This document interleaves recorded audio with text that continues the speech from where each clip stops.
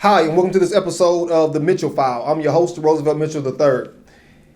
In a new lawsuit, according to the court documents cite that the staff working in the Office of the Refugee Resettlement Program were routinely drugging the migrant children with psychotropic drugs on a daily basis without the consent of their parents.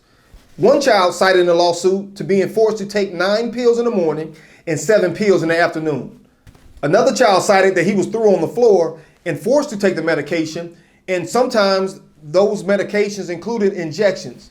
And the side effects of this psychotropic medication was just extraneous, according to the lawsuit and the court documents, citing that one child gained 45 pounds in 2 months, and another child could barely walk because the medication was so powerful. And this brings up another aspect, an issue of the separating of the migrant children and their parents, because now these children are being heavily medicated with no parental consent, and the kids do not even know what medication they are taking. And given the history of the government doing this before, it's just not a good look, is it? Now just think about this. You can have great health care in this country, fantastic health care, but what? You still need a copay most of the time, right? And a lot of people thought Obamacare was so terrible because people got free health care. But yet you don't want the United States citizens to have free health care, but we are medicating these migrant children, although we don't want them here, and we're separating them from their parents. That just doesn't add up. And again, giving the history of government-funded experiments, which brings me back to the Tuskegee syphilis experiment.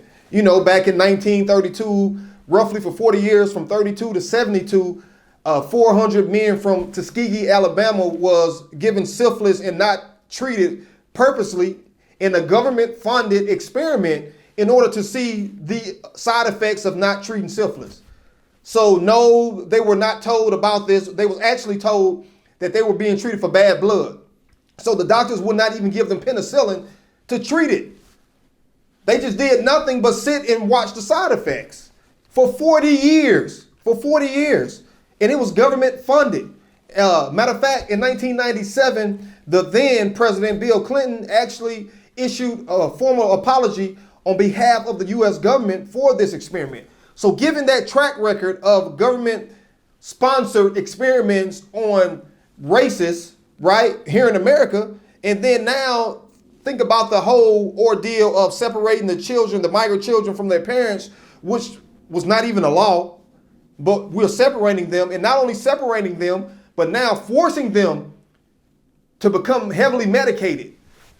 So, I mean, maybe I'm just a skeptic, but were they really giving those children medication to treat mental illness, or was it some kind of experiment or trial?